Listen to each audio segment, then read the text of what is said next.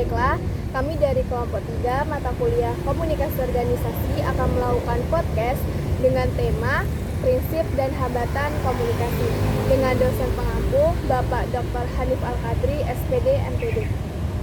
Di sini saya tidak akan melakukan podcast sendiri mengenai prinsip dan hambatan komunikasi. Di sini saya ditemani oleh dua rekan saya, dengan saya sendiri Delia Nur Ramadhani dan dua rekan saya, Syifa Wilda Fadila dan saya Siska Zainal. Nah, sebelum kita masuk ke prinsip dan hambatan, kita akan membahas sebenarnya apa sih komunikasi menurut Syifa dan Siska. Nah, kita dengar dulu nih, menurut Syifa komunikasi itu seperti apa sih? Menurut aku, komunikasi itu kayak proses penyampaian ide, informasi, atau gagasan kepada seseorang. Wah, itu kalau menurut Syifa ya. Iya. Kalau menurut Siska gimana nih? Kalau menurut aku, komunikasi itu adalah mengirim dan menerima pesan. Tidak hanya dengan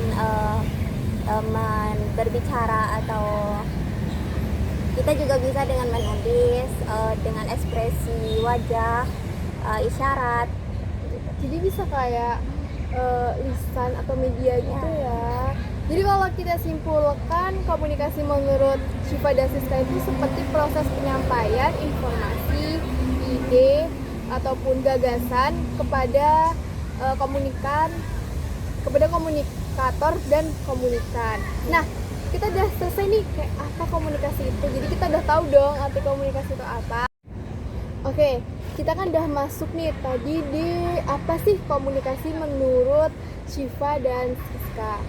Nah, sebelum komunikasi itu berjalan atau kita sampaikan informasi itu ke komunikan, kita harus tahu dulu apa sih prinsip komunikasi agar komunikasi itu bisa berjalan dengan lancar dan informasi itu juga efektif. Nah, di prinsip komunikasi ini kan ada beberapa ya. Pasti pendapat Syifa dan pendapat Siska itu pasti berbeda. Tidak mungkin prinsip dari Syifa dan Siska itu sama. Nah, dari prinsip komunikasi, dari beberapa yang kita tahu, yang paling utama menurut Syifa itu seperti apa? Jadi kan prinsip komunikasi yang paling utama tuh ada beberapa bagian. Tapi menurut aku yang pertama tuh ada proses komunikasi simbolik. Pasti kalian belum tahu kan gimana yang dimaksud dengan proses komunikasi simbolik. Jadi di sini aku bakal ngejelasin ke kalian gimana sih proses komunikasi simbolik itu, apa sih maksudnya. Terus aku juga bakal jabarin contohnya biar kalian paham. Jadi proses komunikasi simbolik ini adalah sebuah simbol untuk menyampaikan makna. Jadi contohnya tuh kayak kalian atau aku nih punya teman. Jadi teman aku nih habis selesai kompre atau wisuda gitu. Jadi aku berpartisipasi nih ngirimin karangan bunga ke dia dengan ucapan kata-kata happy graduation atau selamat sempro ya gitu. Jadi di sini kita nih nyampain makna bangga kita, rasa bangga kita nih lewat simbol di sini nih kayak itu karangan bunga yang aku kirim untuk temen aku yang lagi wisuda atau sempro. Itu sih menurut aku. Nah, menurut Syifa ini komunikasi sebagai simbolik ya Syifa. Yeah. Jadi tuh seperti Syifa ini mengirimkan karangan bunga kepada temannya yang berhasil sempro atau wisuda nih. Yeah. Nah, ini menurut Syifa sendiri. Kalau menurut Siska gimana nih sama pendapat Syifa, atau ada pendapat lain mungkin dari Siska? Kalau menurut pendapat aku ya Del ya, aku kurang sependapat dengan Syifa, karena menurut aku simbol itu bisa dengan gestur, lebih ke gestur, karena gimana pun ya gestur itu juga bisa memaknakan tentang komunikasi. Contoh nih, semisal tidak hanya dengan karangan bunga simbol itu, bisa juga dengan gestur untuk kita menunjukkan arah, misalnya kan tidak harus dengan mengatakan itu arah ke sana ke sini, dengan hanya gerakan postur tubuh itu sudah bisa menyampaikan itu komunikasi. Semisal lagi nih ada contoh kayak aku melambaikan tangan ke kawan. Nah, itu bukan tentang harus aku bilang halo, tetapi dengan sapaan tangan melambai itu juga bisa dikatakan komunikasi secara simbolik. Jadi menurut Siska itu berbeda ya dengan pendapat Siva, karena kalau menurut Siva itu kan dia seperti pemberian gambar atau seperti partisipasi karangan bunga ya. Itu kalau menurut Siva. Kalau menurut Siska ini lebih ke gestur. Ya benar, lebih ke gestur nih. Nah, kita jadi tahu dong perbedaan antara pendapat Siva dan Siska.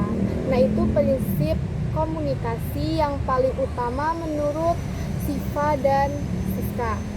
Nah, kalau disimpulkan, prinsip komunikasi yang disampaikan Siva dan Siska itu yaitu komunikasi sebagai simbolik, yaitu simbol seperti kata-kata, gambar, ataupun gestur tubuh yang bisa menjadi bahan untuk kita berkomunikasi dengan orang lain tanpa harus mungkin melakukan kata-kata. Kita bisa berpartisipasi atau hanya dengan gestur tubuh saja. Iya. Nah, Jadi mungkin kalian bisa paham apa itu prinsip komunikasi yang paling utama setelah mendengar penjelasan dari kami. Dengan berbagai pendapat antara Siva dan Siska. nah itu penjelasan tentang prinsip komunikasi. Apa aja deh? Baiklah, kan tadi kita udah bahas nih prinsip komunikasi menurut Siva dan Siska. Jadi selanjutnya kita mau masuk ke hambatan. Jadi tidak mungkin dong suatu komunikasi itu bisa berjalan lancar sesuai dengan tujuan awal kita. Pasti ada dong hambatan-hambatan yang mengganggu komunikasi atau tidak berjalan komunikasi itu. Jadi adanya perbedaan nih. Ya. Jadi kalau menurut Siva apa sih hambatannya itu? Nah, menurut aku hambatan dalam berkomunikasi itu salah satunya perbedaan sosial dan budaya. Perbedaan sosial dan budaya di sini maksudnya perbedaan bahasa antar daerah, antara satu dengan yang lain. Kayak bahasa aku sama bahasa Delia tuh beda. Nah, contohnya kan kalau di daerah aku bahasa kau atau ang itu tuh termasuk biasa dan tidak kasar.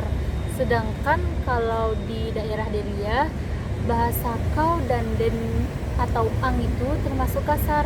Jadi ketika aku berkomunikasi sama Delia dengan memanggil kau, Delia merasa tersinggung karena menurut Delia itu termasuk kasar dan menyinggung perasaannya Delia.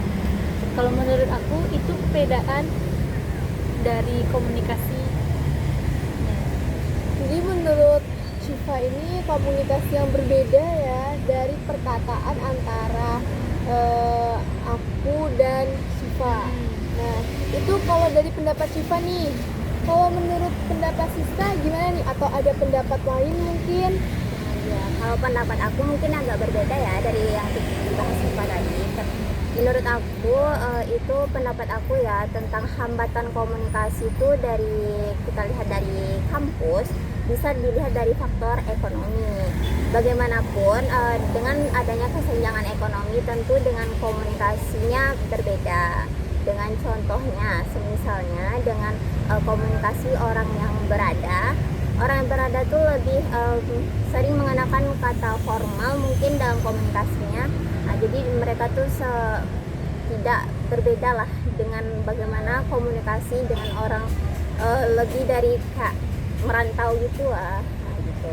Jadi kalau orang merantau tuh lebih ke banyak malu-malunya, dengan kata-katanya mungkin lebih sopan, lebih sederhana pengucapan komunikasinya, berbeda dengan yang berada lebih ke formal, karena itu memang bawaan dari keluarga yang memiliki ekonomi yang berkesenjangan. Oke, jadi gimana nih? Kalau menurut Siva tadi kan dari perbedaan bahasa antara misalnya kita ambil contoh kota dan desa nih perbedaannya.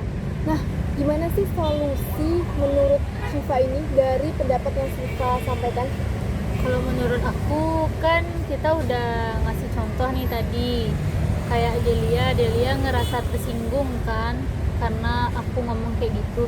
Jadi solusi kedepannya tuh aku atau yang lain yang ngalamin kayak gini juga, seharusnya kita nih paham dan kita harus ngelakuin kayak kita nih nerapin bahasa yang sewajarnya aja, kayak bahasa Indonesia atau bahasa yang emang dianggap biasa aja dan nggak tergolong kasar di daerah manapun gitu.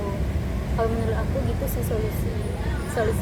Jadi seperti komunikasi dua arah namun menggunakan bahasa yang lebih formal ya, Iya. yang bisa menimbulkan komunikasi ini efektif antara komunikator dengan komunikan. Iya. Nah, ini menurut Syifa. Kalau menurut Siska nih, gimana sih pendapat kamu tadi tentang perbedaan ekonomi? Itu kayak tidak ada kesetaraan ya antara komunikasi dari orang yang tidak berada di lingkungan kampus tadi ya? Ya, Ya dong, di lingkungan kampus. Kita dengar nih gimana penjelasan Siska atau solusinya gimana nih? menurut aku ya solusi yang lebih tepat itu karena kita adalah makhluk sosial dengan perbedaan ekonomi yang berada dengan yang tidak berada ini, itu lebih ke menghargai. Bagaimanapun dengan orang yang berada lebih menghargai orang yang mungkin kurang. Nah, dengan itu tuh mungkin interaksi sosial kita dan komunikasi kita bisa efektif. Jadi dari pendapat yang Siva sampaikan dan Siska sampaikan ini, apakah perlunya kita beradaptasi? Terus untuk beradaptasi itu butuh berapa lama gitu? Kalau menurut Siska ataupun Siva gimana nih antara kalian berdua? Menurut aku komunikasi itu beberapa lama itu tergantung individu kita ya, bagaimana kita bisa ada juga kan kadang para individu tuh nggak bisa langsung bisa berkomunikasi dengan cepat, ada juga yang cepat dan lambat gitu. Kalau menurut Siva gimana nih? Atau ada jarak waktu gimana kita beradaptasi? Apalagi perbedaan bahasa ya, kalau menurut Siva tadi gimana sih cara komunikasinya?